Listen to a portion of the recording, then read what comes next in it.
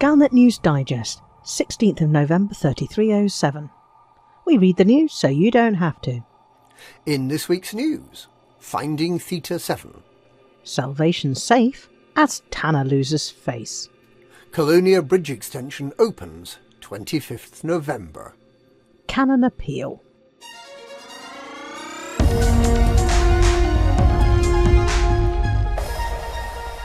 The Neo-Marlinist Liberation Army, or NMLA, has been proudly bombing starports in the name of republicanism since September 3306. But things haven't been going well for them recently. They lost the support of the Neo-Marlinist Order of Madrid, they lost an election and a civil war in the Marlinist colonies, and then, at the end of July, they blew up 2 Marlinist starports. The bomb-making mastermind behind much of the chaos, known as Theta 7, the name he was given when temporarily incarcerated by the Empire, issued a press release that read as a bitter tirade. "Why are they bombing their own homes? Why would Theta 7 kill his own people? Because they are not our homes, not my people. They are prisons, not colonies, where traitors to the cause beg for scraps from those who exiled them. True Marlinists will never stop fighting until the Republic of Achenar is restored." Shortly after this, Theta 7 chose to go into hiding, saying he no longer trusted the NMLA benefactor. The message deciphered over the weekend 12th to 14th of November reveals that he went to the Panjabel system. After that, the remaining members of the Theta group blew up one more bomb before they were captured in Parisa, a move that resulted in Hadrian de Waal accepting protection from the Imperial Senate and the rebranding of Nova Imperium as Nova Parisa.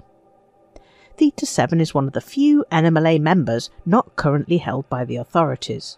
He's known to have bomb-making equipment. If he went to Parisa in July, he could have made use of the newly constructed Far God megaships. Maybe he's disguised as an acolyte, living in anonymity and a monk's habit until the time comes for him to let off another bomb.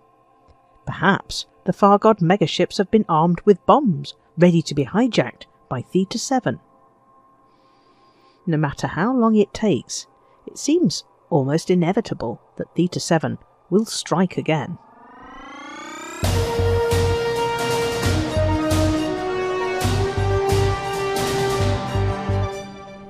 Renegade Aegis Admiral Aidan Tanner is likely to have some questions to answer when he arrives back at Aegis HQ with the megaship Musashi, which this week completely failed to persuade Taurus Mining Ventures to give up the secrets of salvation. If anything, the attempt seems to have strengthened support for the mysterious scientist, despite concerns that his methods and motivations are unknown and potentially harmful to humanity.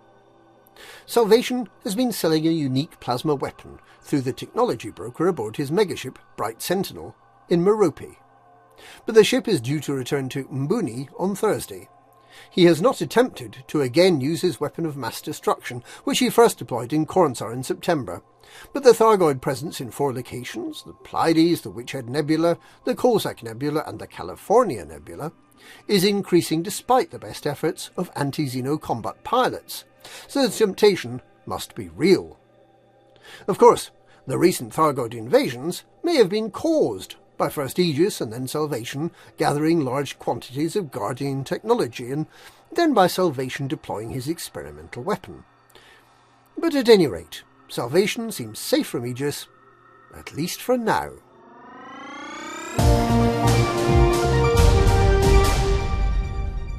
The Colonia Bridge extension is scheduled to open on 25th of November. This will add a further 26 megaships to the string of escape pod-equipped stations between the Bubble and Colonia. The frameshift drives given as reward to some participating commanders should now be in store at McDonald's Settlement and Jacques Station. There have been some reports of problems adding experimental effects such as Mass Manager and Deep Charge to these drives, although Galnet Digest has not been able to confirm this. And the Saud Kruger-sponsored Taurus beacons should finally be deployed later this week. They were delayed due to a problem with booking the megaship to deploy them.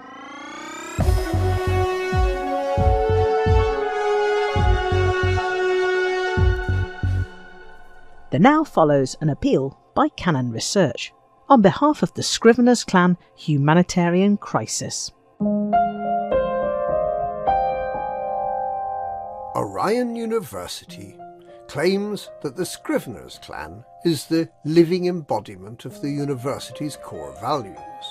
Well, this is nonsense. If it were the case, then they wouldn't be playing chicken with the lives of the Scriveners and their unique cultural heritage.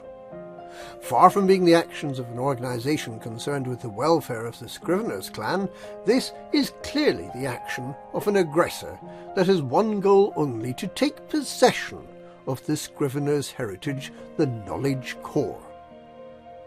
We, Canon Research, urge that the university stop playing with people's lives and release the lock on the dredger's propulsion systems so that the Scrivener's Clan can move their ship to a location where they can gather necessary materials to maintain the vital systems of their vessel.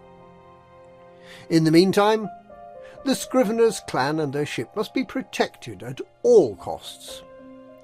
Understandably, members of the clan do not trust us enough to open their docks. However, we would urge all independent pilots to deliver cargo and raw materials straight into the maw of the dredger, so that the Scriveners can keep their power and life support functioning. Please bring anything you can: water, fuel, raw materials. Perhaps you have an old Sidewinder taking up space in your carrier. Bring it all. The Scriveners will be able to use it. As well as providing humanitarian aid through cargo drops, we also need tugs. We ask pilots with large ships to join forces, and we will push the dredger to a more favourable orbit away from the Orion University ship. Your junk and tugging could save lives. Canon Research will not be held responsible for any fines issued for discharging cargo canisters within the no-fire zone of the Orion University megaship Scientia Aeterna. That was an appeal by Canon Research. And that's this week's Galnet News. Galnet News. We read the news so you don't have to.